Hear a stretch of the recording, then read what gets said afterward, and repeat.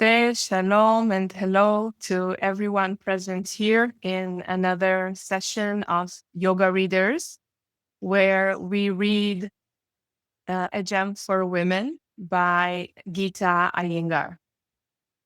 So for those of you joining us for the first time today, I will briefly explain that Yoga Readers is a global community of people who are interested in reading about yoga and especially about Iyengar yoga. We take our time and focus to reread or to read Iyengar yoga literature. We read and meet every 2 weeks in Zoom. The Zoom sessions are recorded and then published to YouTube for everyone to enjoy these meetings. However, the discussions that we have during the Zoom sessions are not recorded in order to allow participants to talk more freely and openly. And between sessions, members get through WhatsApp, Facebook, or even through the newsletter, additional materials that they can read about subjects that appear in the text. And we also had a quiz about our last reading. And then there are inspirational quotes from the text that invite us to think, reflect, and maybe even share our thoughts in our Facebook group. And for those of you who don't know me, let me introduce myself shortly. My name is Agi Wittich. I'm a scholar of yoga with a PhD in comparative religions from the Hebrew University of Jerusalem. And I'm also an Iyengar yoga teacher and a practitioner for 2 decades. I love yoga. I love practicing it. I like talking about it. I really like researching it and also sharing my thoughts with others. I also appreciate hearing others' thoughts and questions about these subjects. And therefore, we have our global yoga readers with over 1,300 members now in our Facebook group. And our WhatsApp group is growing. We have over 800 participants, which is really fantastic.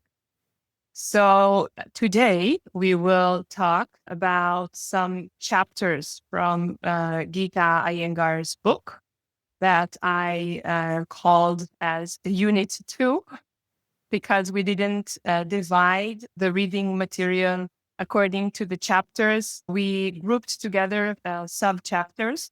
So this unit includes: Are women eligible to yoga? The nature of health. Is yoga ideal for women? And 3 milestones in a woman's life.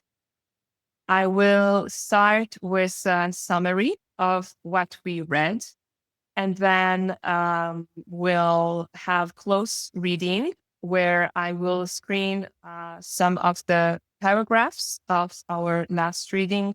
And I hope that whoever wants can open their microphone and just read out loud the marked parts.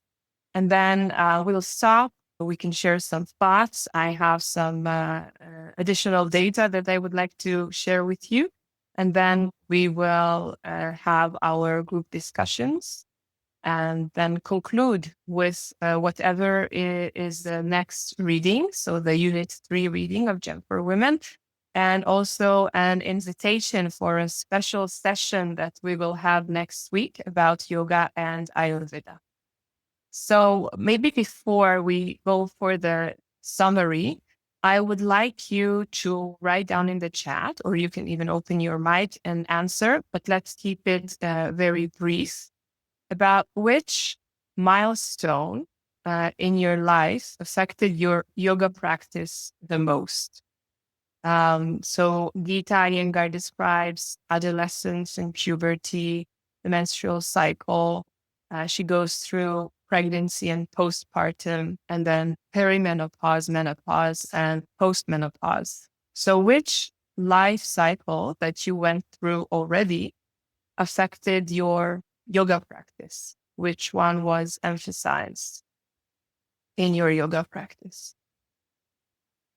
So Sirpa is saying premenopause, and Pragya pregnancy and postpartum, and Maria says postmenopause. Okay.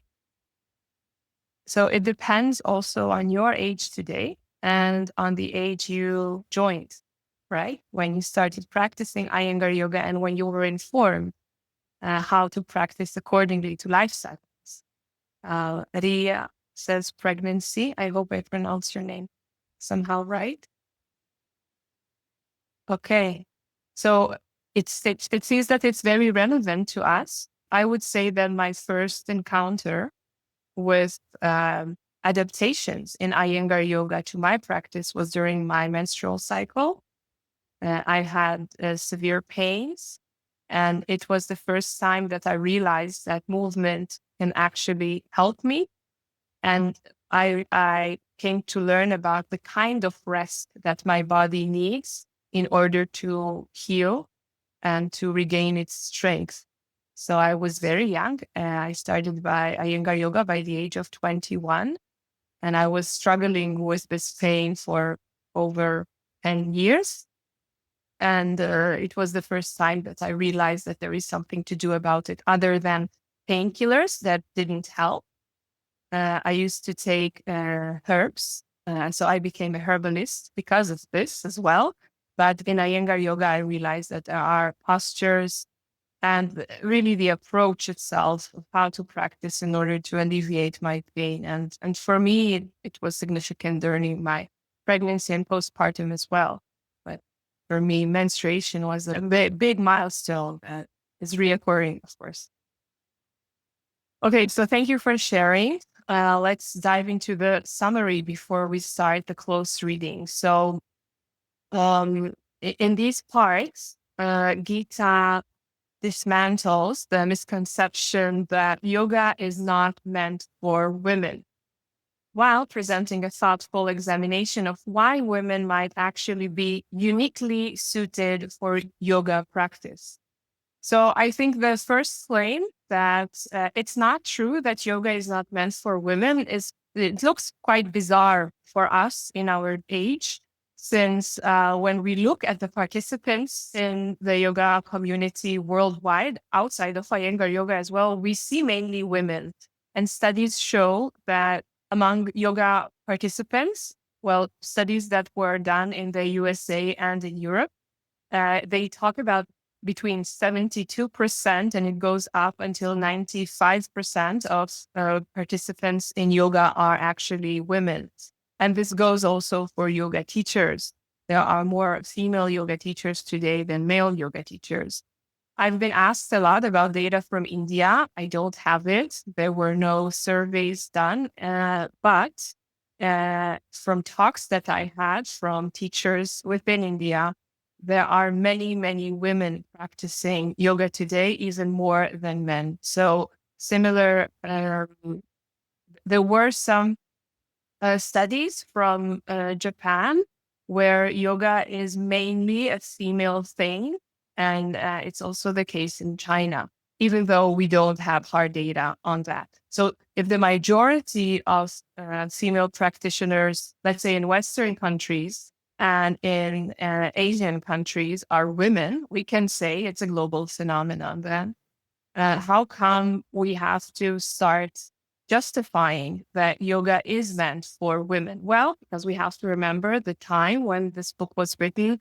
Gita started writing it in the 70s and it was published in 83. So it was still very relevant that women had to justify the fact that they are practicing yoga. The yoga boom started in the 90s, and that's where a lot of women started practicing as well. And then it only writes that women can practice, but actually that they should practice and that they are more suitable for the practice of yoga than men.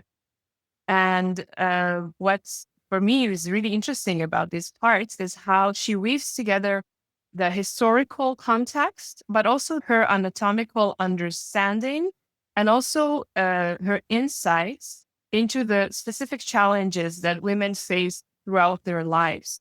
And then it's true that it was written in the 80s, but somehow it seems very relevant to our current day as women still juggle between having a career and raising a family. Of course, today we have more women taking on, let's say, different choices. not having children, not having families. And there are different types of careers today. But even still, I think when she reminds us of the women who practiced in the past, we see these choices in their lives as well. So having children, not having children, being secluded and having a different kind of lifestyle. So she starts by asking women eligible to yoga. And then she says, well, of course. And we even have evidence for that eligibility. And she starts with the goddess Parvati, who is supposed to be eternal, right? Since she's the goddess. So she says, well, the first woman who practiced yoga was goddess Parvati. And she learned this from God Shiva, who was her husband. And then she goes on to mentioning Maitreyi, who is a wise woman from the Upanishads, and Sulabha. She sees them as these early practitioners of yoga. And then she says that women were highly respected in Vedic times before their status declined, that they were respected and were having, like, let's say, equal rights to men. Well, they were accepted as they had the eligibility to learn spiritual topics. And then there is her argument that women's naturally flexible bodies may actually be more suited to yoga's demands than men's more rigid physiques. And this is fascinating to me because she goes from gender norms, from social gender norms, to the physical nature of women's bodies. And she goes, of course, to the milestones that are the reason that we need the adaptations as women of the practice. And she explains how yoga benefits women from maintaining beauty naturally to providing effective exercise that can be done at home while managing family responsibilities. So she goes beyond, again, the physical characteristics of being more flexible to how it can keep up with beauty standards that women always face and how it can be managed alongside family responsibilities. And then the heart of this reading, and it's kind of a preparation to the rest of the book, is, of course, the three crucial life stages of, well, we can group together puberty, adolescence, menstruation, because that's when the menstrual cycle begins.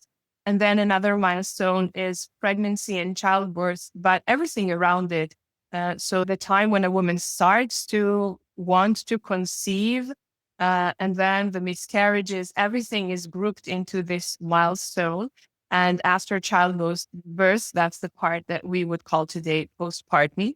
And menopause is the whole phase or years when the menstrual cycle begins to change until it completely stops. And then the years that follow that with the hormonal changes to women.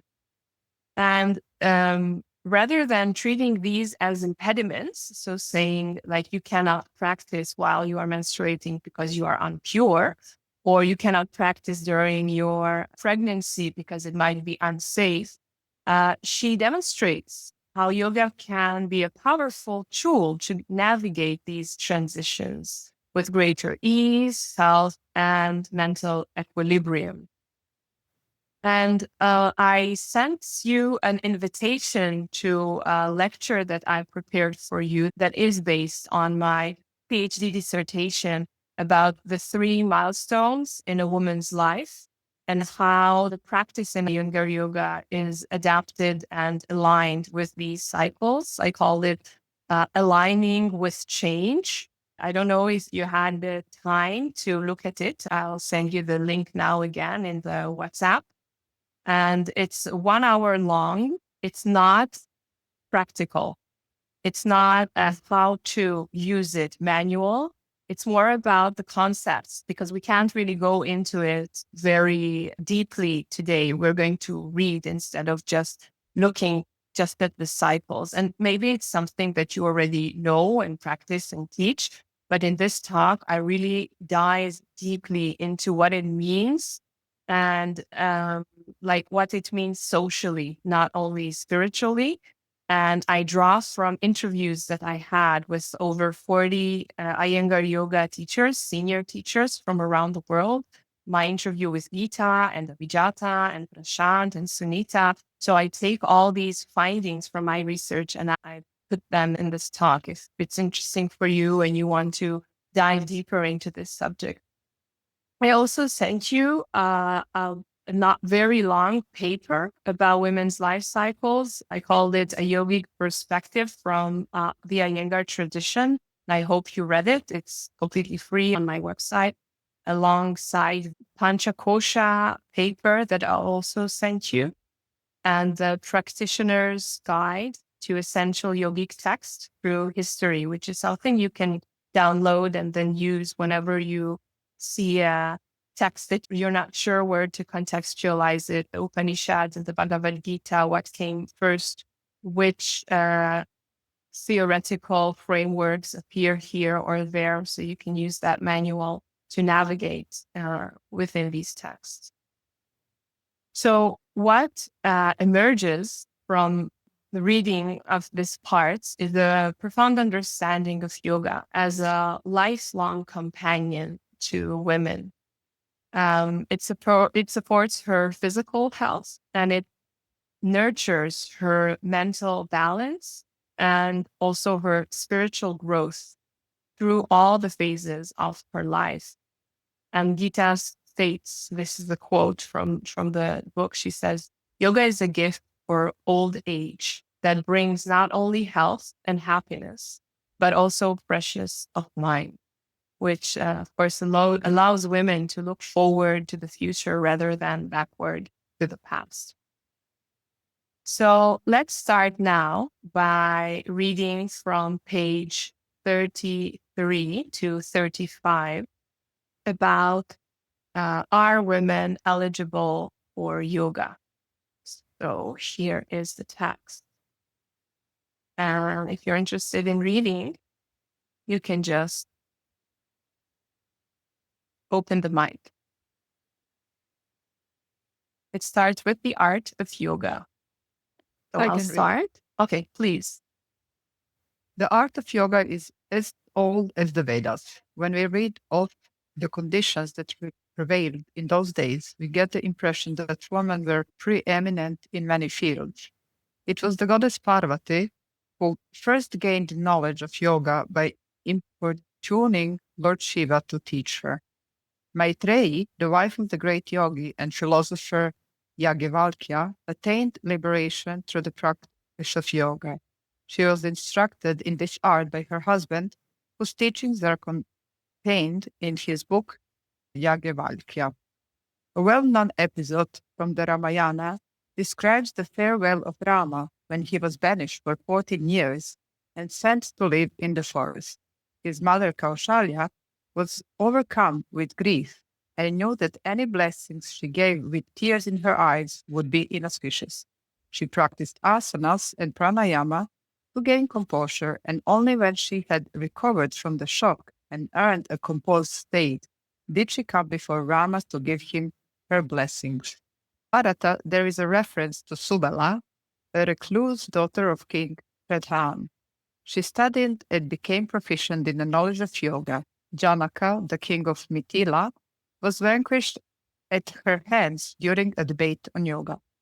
The legend of Madalasa from our epics give a good example of woman yoginis. Madalasa was the faithful and devoted wife of King Ritudvaja. She burned herself thinking that her husband was dead, but was brought back to life. At first, Madalasa did not recognize her husband, as she had lost knowledge of her former existence. However, she was initiated into the art of yoga and she regained her knowledge. She now recognized the king. She became a great in yoga. Later Indian history is replete with battles against foreign invaders from the northwest. There was a widespread social insecurity, and the Indian women suffered because of this. In spite of this, yoginis flourished in several parts of the country. Lala, or Lala, a woman saint of the 14th century, flourished in Kashmir and propagated the yoga system throughout India. Saint Bahina Bai was an exponent of yoga and meditation. Sharada Devi, consort of Sri Ramakrishna Paramahamsa, was adept in asana and pranayama. Thank you. Okay. So, are you familiar with all the characters she now just mentioned briefly? So when Geeta writes, and it was the same the last time when we read these quotes from different yogic texts, Geeta really knows these stories. And I think that people who grew up in India, in that environment, knew the stories. And as she is interested in yoga, she also read about these yogic women since she was interested. So for her, it's just enough to say, well, Sharada Devi, and she just mentions who that woman is. And as part of my research, I just made a list of all these women and researched really hard to understand why she composed this list, and also who are the women who are not in the list and what makes them yoga practitioners. And I made a talk about that. I think that I already sent you about the yoginis. I called it the yoginis talk. Let me see. A feminine wisdom, yoginis, sadhakas, and female stages. So in this talk, I specifically took the list of Gita, and it's another 1 hour talk about who are these women and what are their stories. So for example, I believe you know the story of the Ramayana, of the prince Rama who is supposed to become king.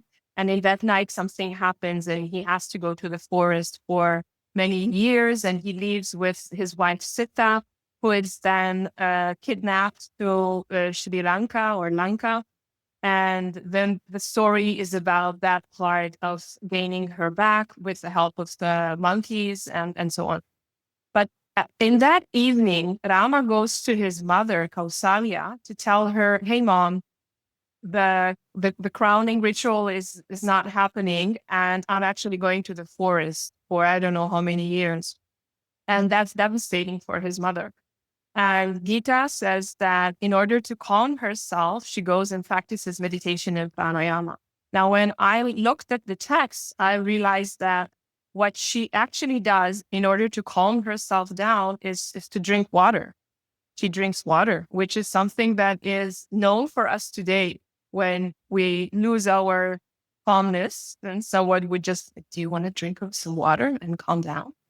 So why did Gita say that Kausalya is a yogini? Well, because as she was preparing for the next day, she was doing rituals, a lot of rituals that included meditation and pranayama. And why was she doing all the rituals as a preparation? Because she wanted to have more power in order to give her blessings to Rama. So it's kind of what she says, that she says that Kausalya is doing all that work, the yoga practice, in order to give her son the blessing.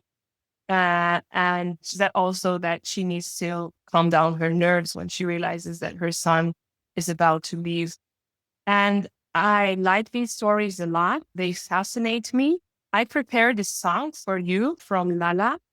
She's the last yogini, well, before Sharada Devi, that is. She's a poet from the 14th century. She lived in Kashmir and she decided not to marry. And I kind of analyzed who are the women who are wives and mothers, like Kausalya that I just mentioned, and Madalasa is a wife as well, and who decided not to be a mother, like Lala, and who is a wife but not a mother, like Maitreyi, who is also on this list, the wife of the sage Shivalkya. And Lala decided not to marry, and she was so much in love with God. She was such a mystic and such an ascetic that it is said that she traveled the streets completely naked, filled with devotion to God. And if you hear just this bit and you don't read her poetry, you might think, what's yogic about that? Did she learn yoga from someone? How come she's in the list of Geeta Iyengar? Well, if you read the songs that Lala wrote, you can find yoga aspects in it and yogic practices. So I will let you be the judge. Okay. I will read from her book, Naked Songs by Lala. I locked the doors and windows. I grabbed the onion thief and yelled for help. I tied him up in an inside closet and threatened him with Om. I shut the body openings and found out what seals and the even breath, the truth of who we are. So I also think of Shanmukhi Mudra here of, closing the gates, closing the openings of the senses as a way of moving in. Locking the doors also sounds like the bandhas, the locks. And the onion thief is an interesting part of it because it could be the koshas, the layers of our body, like an onion. And she threatens this thief with what helps her go more in. So it's the senses that are trying to steal her out, to take her out. But as she moves inwards with the yogic practice of chanting Om, then she finds the even breath, which is, of course, linked to pranayama, and the truth of who we are, of her self realization. Okay, if you're not convinced, here's another one, very short. On the way to God, the difficulties feel like being ground by a milestone, like night coming at noon, like lightning through the clouds. But don't worry, what must come comes. Face everything with love as your mind dissolves in God. I'm not sure this is the one I wanted to read out. If you live on the breath, you won't be tortured by hunger and thirst or the longing to touch. The purpose of being born is fulfilled in the state between I am and that. And I am that is, of course, taken from the story of Enudalaka Aruni. So if you live on the breath, you won't be tortured by hunger and thirst. This part of talking about the dualities is also in the Patanjali Yoga Sutras, that the yogi who practices yoga is not affected by the dualities. So if you read her poems, even though she didn't write a treatise, you can find these yogic clues that are my answer to why Geeta included Lala in her list, because I don't think that she did not know of her poems or that it was a coincidence. So I really encourage you, if you read Yoga Gem for Women and you really want to understand what Geeta is referring to, you need to understand her references. And if we just go through them, we just browse through these names and we say, I don't know her, I don't know her, I don't know her. And you just go through it, I think you miss a big point that she's trying to say. And that point to me is that you can practice yoga in different ways. You can be a householder, you can be a secluded lover of God. There are different ways to practice yoga. And I think that's one of her main messages here as she describes different women who are women practitioners. So let's move on now, unless you have questions, to a part when she talks about health, Ayurveda, and the definition of health according to yoga. Because that really sets the stage to understanding then the milestones and why a practice should be modified to women, and sort of the answer to the question why she wrote the book. So who would like to read? These are a few paragraphs. I can read. Please. Definition of health. Life without happiness is mere existence. A concise definition of good health is that it pervades all aspects of our physical, physiological, and psychological being. This means freedom from illness, absence of disease, perfect harmony in the functions of the body and the mind. The body is the abode of the chitta, a triune of the mental faculty comprising the mind, the intelligence, and the ego. Perfect health is the state in which the functions of the body and the mind are in harmony so that they can turn inward to reach the goal of self realization. Nature of disease. Disease may be defined as disturbance in the normal functioning of the body and the mind. Indian medical science, Ayurveda, describes health as the perfect harmony of bodily functions, a well balanced metabolism, and a happy and poised state of mind and of the senses. Any deficiency or excess in the normal quantity of the doshas, humors, or the dhatus, ingredients, or any obstruction in their flow brings about imbalance and results in indisposition, causing disease. According to Ayurveda, the body has 13 srotas, or vessels, to carry various substances throughout the body.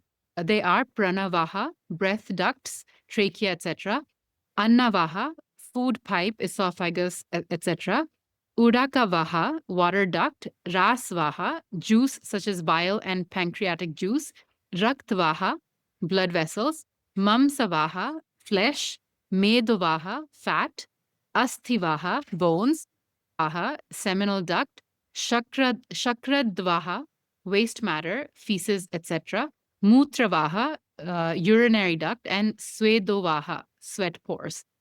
When there is imbalance in the three humors of Vata, Pitta, and Sleshma, there is an improper flow in the vessels. In order to ensure good health, the flow in the srotras must be maintained unhindered. In other words, to maintain proper metabolic functioning of the body, the humors, doshas, must be held in harmony. Health according to yoga. Like Ayurveda, yoga also recognizes the threefold afflictions, namely Adhyatmika, Adi Daivika, and Adi Bhautika. Adhyatmika is concerned with both body and mind, that is, somatic and psychic diseases. Adi Daivika afflictions are epidemics, unnatural deaths at the hands of beasts, water, burial, accidents, and the like. Adi Bhautika are environmental afflictions such as cyclones, tempests, sunstrokes, devastation of floods caused by nature's fury. Here, yoga adds something more to the definition of health and makes it more comprehensive. According to yoga, any obstacle that prevents the realization of the self is an indication of physical indisposition, causing a modification in the mental state. Chittavritti. The aim of yoga is to restrain both physical disturbances and mental modifications. The obstacles or impediments are sickness, inaction, doubt, delusion, carelessness, non abstention, erroneous conception, non attainment, and instability in the sadhana, sorrow, dejection, restlessness, and disturbed or unrhythmic breathing. These originate in the body or in the mind. Therefore, health means total freedom from physical and mental afflictions in order to achieve one's goal. Thank you. That was quite dense, but you already read it. I missed one part. Let's go there as well. Practice of yoga brings the perfect balance in body and mind. It makes the body healthy to cooperate with the mind so that steadiness, composure, and firmness are developed. Tanjali explains that the practice of yoga enables one to avoid the pain which may be in store in the future. I guess you're all familiar with that very popular yoga sutra that you can avoid the sorrows that will come through yoga. So thank you for reading that out. And again, here, if you are not sure about all the Ayurvedic details, concepts that came up here, I think it's crucial.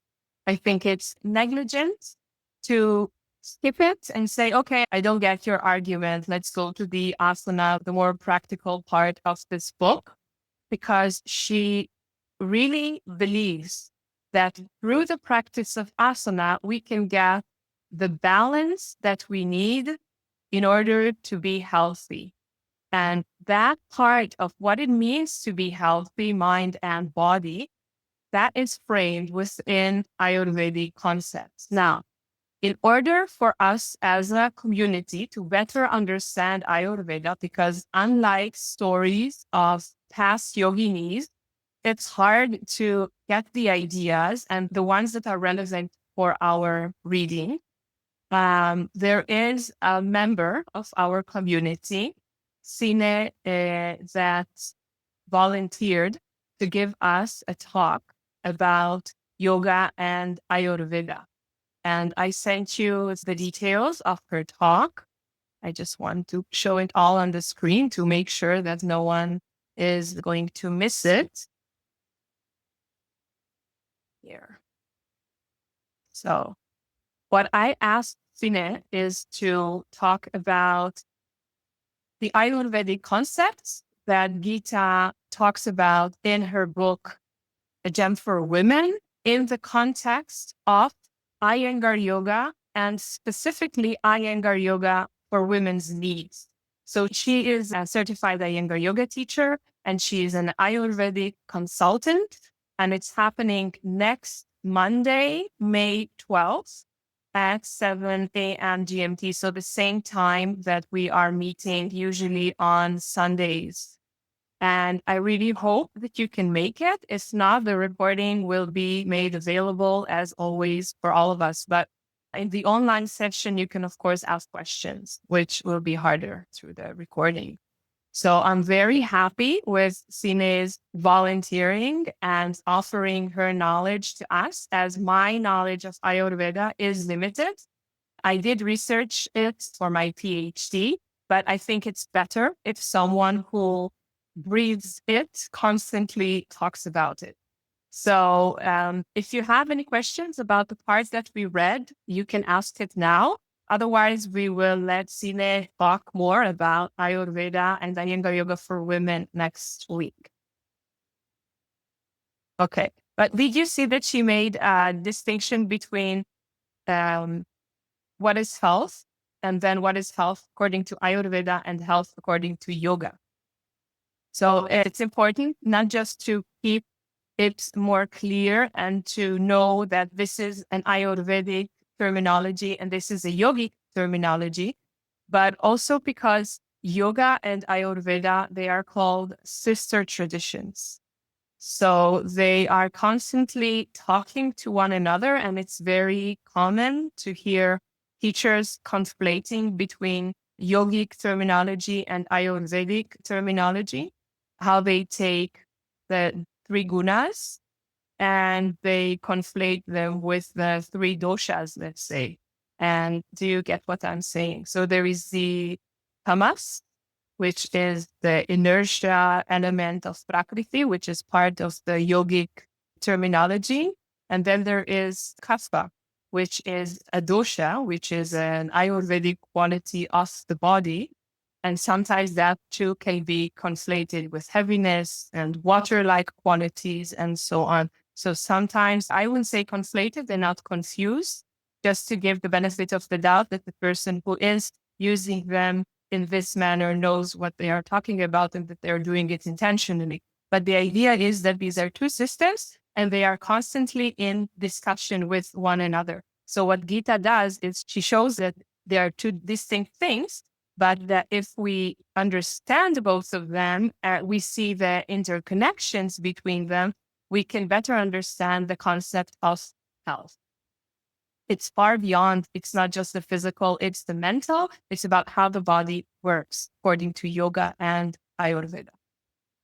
Okay, so now let's move on to reading our last part of close reading, which is in page 47 to 49. And that's about the three milestones of women.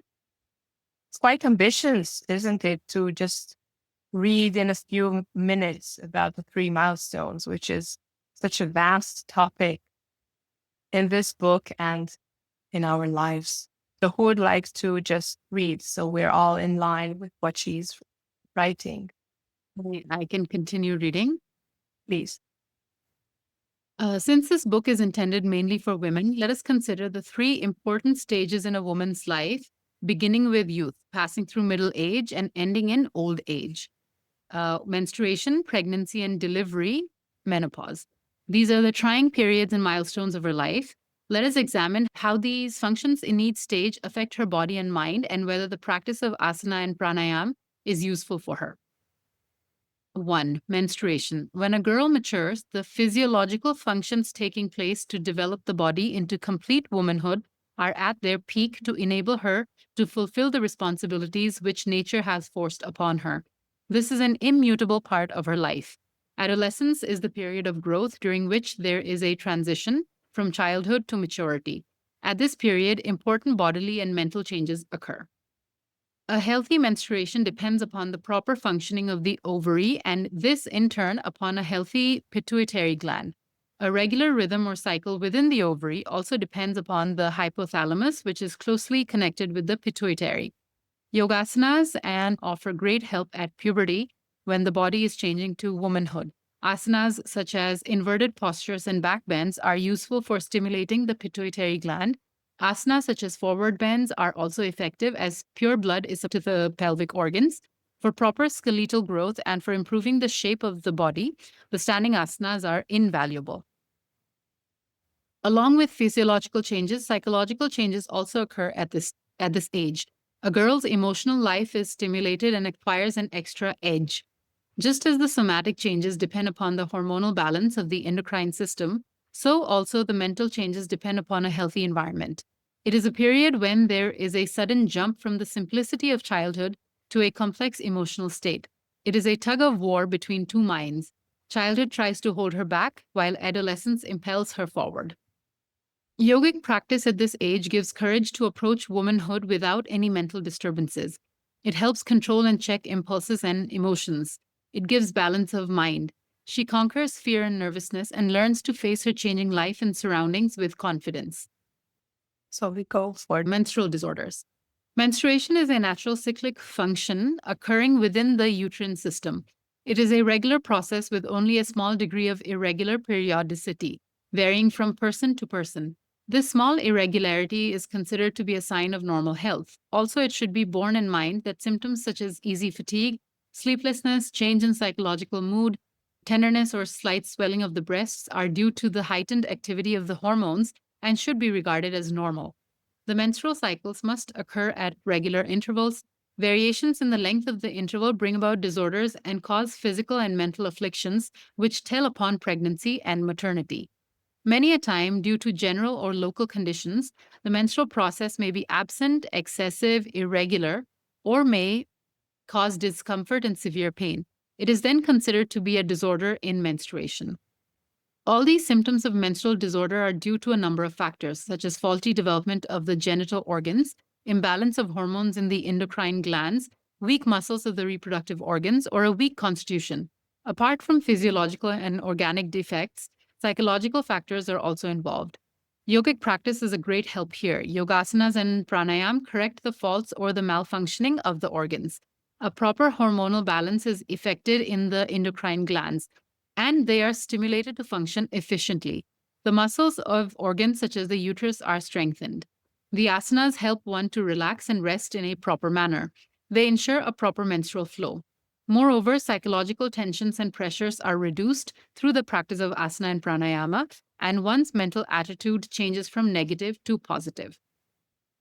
Thank you. Let's stop here. Just discuss this, and then we'll go on reading about pregnancy and menopause. So one of the reasons that she writes extensively about this milestone is that it's reoccurring. I heard this a lot in interviews with Iyengar yoga teachers, that pregnancy is a phase. It's 1 year, let's say, of getting pregnant, being pregnant, and then having the child, and then 1 or 2 years of, let's say, 1 year of postpartum. So it's just 2 years in a lifetime. And menopause, well, it could be short, can be long. Also, it's a few years, 5 to 7 years, maybe. But when we go for menstruation, we look at from adolescence until menopause, and then that's the majority of in a woman's life. She gets a lot of menstrual cycles if she's healthy. And now, when Geeta wrote this book, she had a lot of cases of women having menstrual disorders. And she treated a lot of girls and women around her with private classes. She had talks with her classmates about menstruations and how they feel it and how she can help them. So that was a big issue to her. The idea was that if a woman did not get her menstrual cycle, if menarche did not start, she could not get married. And that was an issue for women getting older, let's say getting 17 or 18 or 19 in her time in Pune. So she really had to help these women get their menstruation going so that they could get married. And then once they were married, and if they could not conceive, then she had to help them to be healthier in order to get pregnant. So I stopped here with this phase of menstruation because when I looked into Iyengar yoga for menstruation after yoga Ajam for women, I realized that there were a lot of books about it and really comprehensive. So I hope you all know Lois Steinberg's book about, so it's Geeta Iyengar's Guide to a Woman's Yoga Practice. And it's a spiral band like other Lois Steinberg's books. And it's just filled with, like when yoga, we have pictures and then how to get into them. And we have the usage of props and very elaborate book. And it also has special sequences in it. Um, there are restorative and supported practices. And of course, why we have to avoid inversions. Um, what did I want to say about this? There are targeted sequences, such as she has a general menstrual sequence for regular menstruation with minor discomfort. She has one for heavy menstrual flow, for painful menstruation, which is a disorder, which is dysmenorrhea, for irregular cycles, for low energy or emotional turbulence. She has a sequence for post-menstrual recovery. And each sequence includes timing guidelines, precautions, and step-by-step photos. So for me, this book was a huge revelation during my research. I did not know of it, and I think many know of it today as well. So Lois really emphasizes the importance of rest, support, and the inward reflection during the practice of during menstruation. And it's suitable for all levels. And she explains why inversions are not practiced during this time. And she refers to the apana vayu, which is a yogic terminology, of course, of the prana, the energy that is in the lower part of the body. And then there is another book that you might be familiar with.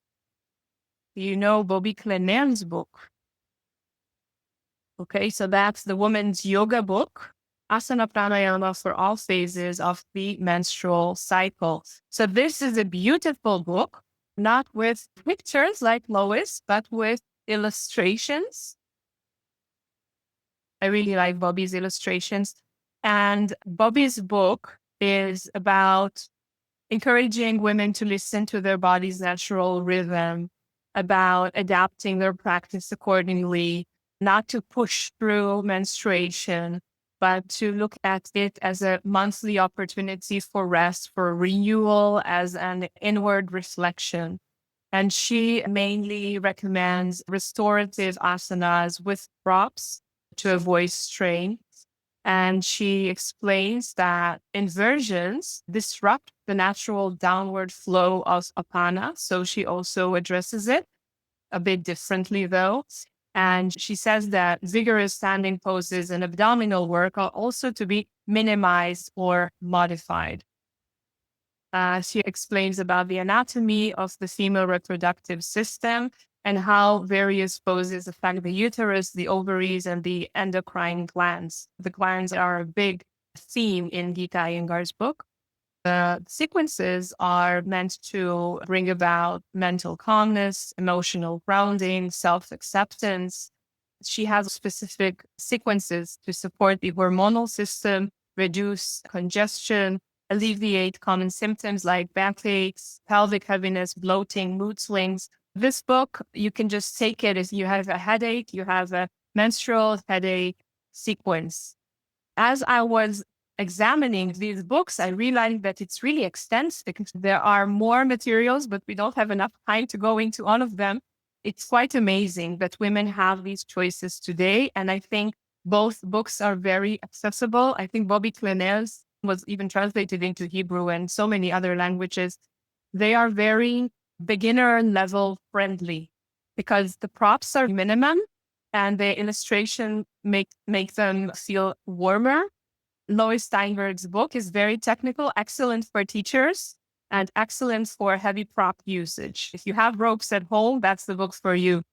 And Bobby Clennell's book, if you just have a pillow, you can work it out. Both are, I believe, really excellent, and they are an extension of what Geeta writes in Gem for Women. My emphasis is that after Geeta published Yoga and Gem for Women, she realized that she needs to explain more.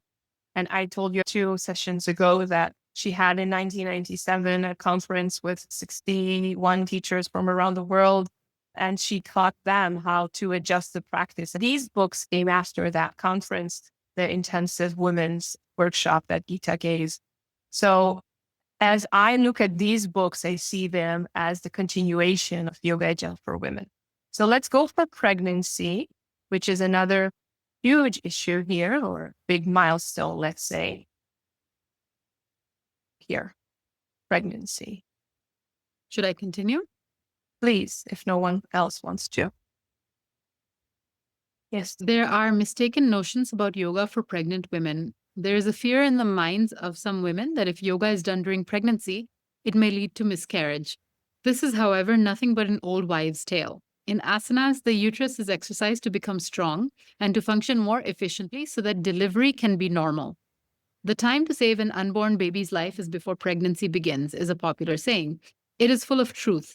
The proper time to begin yogasanas, namely puberty, has already been mentioned, and if started then, will help the sadhaka to be strong at the time of pregnancy. Pregnancy is a natural state, like menstruation. Though it brings a great change throughout the body, this subsides after delivery. One important point has to be stressed here. Deficiency in the internal secretions of the thyroid gland can result in miscarriage. Women should therefore practice asanas such as Shirshasana, Sarvangasana, Janu Shirshasana from sections 4 and 2 before conception takes place.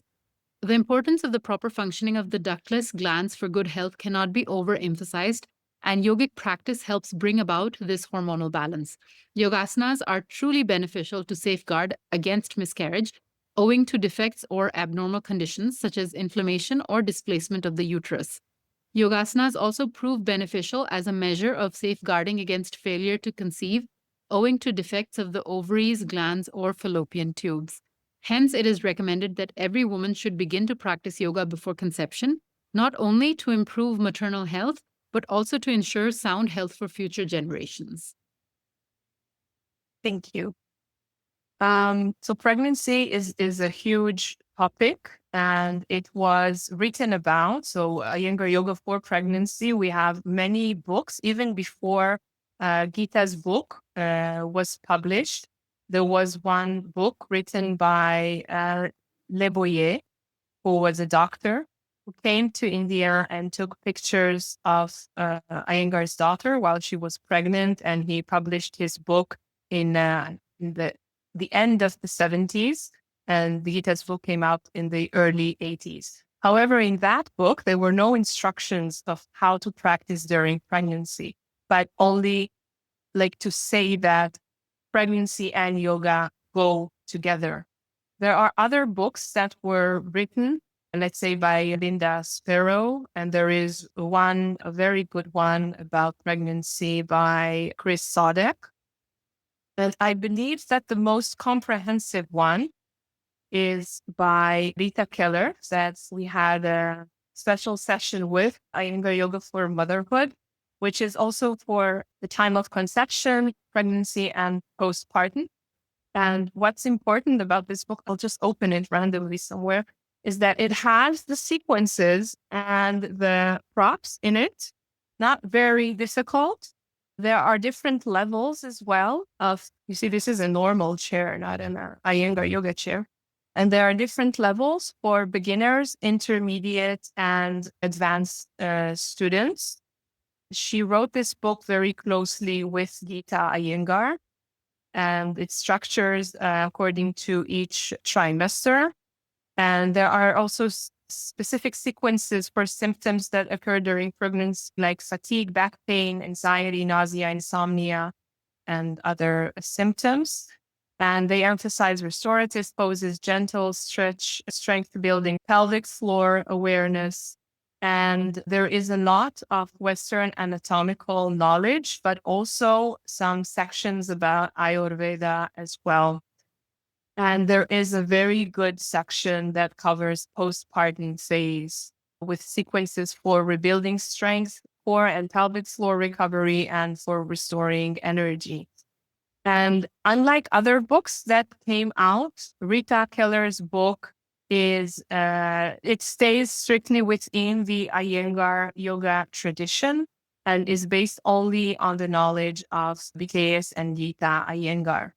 It is more consistent and it's full of illustrations that make it, I think, very accessible. So let's say Chris Sadak's book, which was earlier, is much simpler and there are less illustrations. And I think that it lacks a bit the anatomical explanations and the prop usages, but it's also a great book, very simple to read and understand. So let's go now to the last part, the last milestone about menopause. At around 40 to 50 years, women experience disturbance in the menstrual cycle. Menstruation either stops suddenly or becomes irregular, or the quantity lessens. All these are natural signs that the reproductive functions are coming to an end. Just as at the beginning of menstruation, physiological, and psychological disturbances occur, women again have to face disturbances at this stage of menopause. As the ovaries stop functioning, the other glands, namely the thyroid and the adrenals, become hyperactive, and there is an imbalance of hormones. As a result, women suffer from hot flashes, high blood pressure, heaviness in the breasts, headaches, insomnia, obesity, etc. Due to the changes in psychological and metabolic processes and in psychological and emotional states, women have to learn to face the new problem by improving their physical and mental stability. There can be emotional disturbance, loss of balance and poise, resulting in short temper, jealousy, depression, fear, and anxiety, all arising out of the fear that one has lost one's womanhood. This is a critical period of adjustment. Practice of yogasanas is extremely beneficial as it calms the nervous system and brings epoise. Yoga is a gift for old age. One who takes to yoga when old gains not only health and happiness, but also freshness of mind. Since yoga gives one a bright outlook on life and one can look forward to a happier future rather than looking back into the past, which has already entered its darkness. The loneliness and the nervousness which create sadness and sorrow are destroyed by yoga as a new life begins. Hence, it is never too late to begin. Yoga, if started in old age, is a rebirth which teaches one to face death happily, peacefully, and courageously. Hence, nobody is exempt from doing yoga practice, and there are no excuses for not doing yoga. How useful yoga is can only be understood by practicing it. Now, yeah, it's a bit weird to talk about the 40s and the 50s and then death and old age, but it's not that women around 40 or 50 are old, but that's the last milestone. So it starts with menopause, but then whatever comes after it is post-menopause. Like whatever comes after giving birth is postpartum. I'm waiting for that phase to pass, and I just realized it's not going to pass. I'm just postpartum until I'm something else. And you know about Rita Keller's book, I hope, Yoga for Menopause. So we had a talk with Rita Keller. I'm just going to show you the book. I'm sorry, I'm going to show it on Amazon. I don't have it physically with me. A student of mine has it. So here is Iyengar Yoga for menopause. It's written in German, but it was also translated into English and can be purchased on her website. So what we have in Rita Keller's book, which is, I think, an extension of Geeta Iyengar's teaching, is very important. And it comes, I believe, very late in the history of Iyengar Yoga. I'll say a few words about that as well. And this book is a holistic tool to manage physical, emotional, and psychological challenges that women face as they feel like they are losing their womanhood, their identity, their bodies is again changing. And then all they have to look forward to is basically death. So, a very difficult time to manage the mood swings and the body as it is getting older. So she has sequences and practices suited for fatigue, anxiety, hot flashes, joint pain, emotional swings. And her book, similarly to her Yoga for Motherhood book, is again filled with pictures, a very detailed prop usage, and the specific sequences, which I already said. Now, why did I say that this book came very late as I see it? Because up until it was published in 2018, we had very little information about how to practice during menopause. And I really hope that there is a senior teacher here or listening to the recording that can correct me and tell me that I am wrong. But as I was researching Iyengar Yoga literature, I found only one article in Yoga Rahasya that was published in 1997 about menopause, which is quite amazing because there are several articles about how to practice for menstruation, but then for menopause, there was only one. And I'll send you, if you want, the title of that one article that was published, but I prepared it. And so in that paper in Yoga Rahasya, Iyengar says that the practices of Iyengar Yoga for menopause help maintain a healthy digestive system, keep weight under control, and aid in hormonal balance. So it wasn't about the emotional state, the psychological changes. It was about these three topics. And it's true that Geeta says that women feel a loss of womanhood in this time and also a rebirth and how yoga is a gift for all age. But there were not enough instructions about how to practice during menopause. In an interview I had with the senior Iyengar teacher, she cited that BKS Iyengar told her, or that she heard it in a class, that menopausal women need yoga more than any group on earth for emotional and mental health. So I have to ask, how come we know that these women in this time, when they are facing this milestone, they need yoga so much? And at the same time, there was not enough written material on this. And I think one of the reasons is that, not unlike menstruation or pregnancy, in menopause, many things happen to different women in a different way. So the variety is really big. It's hard to treat three menopausal women the same way as in menstruation or pregnancy. Also, I think that this topic was not talked about enough, culturally speaking, in India or outside of it. And also maybe the thought that in your 50s, so you practice like a woman in your 50s and not a menopausal woman or a postmenopausal woman. So you were grouped together in the old age section of Iyengar Yoga. But that has changed. And thank God there are more materials on it. And I think that people are talking about it more. There was a symposium last month or 2 months ago with senior teachers of Iyengar Yoga talking about yoga for old age. And I don't like the terminology, but let's say mature practitioners. And I am really happy that this is a topic that is now more discussed worldwide.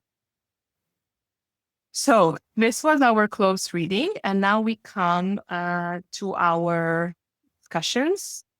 Do you want to ask something before I present the discussion questions? Okay, I'm looking at the chat. So I will pause the recording. We can have our chat, and then we will resume for our conclusion. So thank you all for an insightful discussion. I really enjoyed it. Our next reading will be part 8 of the book, Know Your Body and Yoga Sadhana, Method of Practice and Prerequisites, Hints and Suggestions for the Practice of Asana and Classifications. This part is a bit technical, but you'll see it's fascinating. And we don't need to skip it and just go for the asana practice, because there is a lot to learn from this part as well. And I'm here available for any follow-up questions, thoughts, and ideas regarding our reading. You can contact me through Facebook and WhatsApp, and you can email me. I'm always interested in getting your feedback. I'll just repeat that we have our special session next Monday on Yoga and Ayurveda, and we'll have our next session on the 18th of May, same time, 7 a.m. GMT. I'll send you quotes and questions for reflection and some more extra materials that I'll put on the website and on Facebook. I'll send you links through WhatsApp. I would like you to share with me, if possible, through chat or just open the mic. What did you find most valuable in today's session? Something new, something interesting, something nice, just anything, except, of course, seeing Pragyan's daughter, which is a joy in itself. I appreciated the other book recommendations and showing them to us. And I also appreciated just before today, just all the extra material that you sent us, the quiz and it was great. Thank you, Agi. Yes, I think I really appreciate the quiz because it gives you a chance of to just consolidate what you've learned. Yeah. No, Okay, so thank you all and see you hopefully in 2 weeks. And before that, in our special session next week. So goodbye.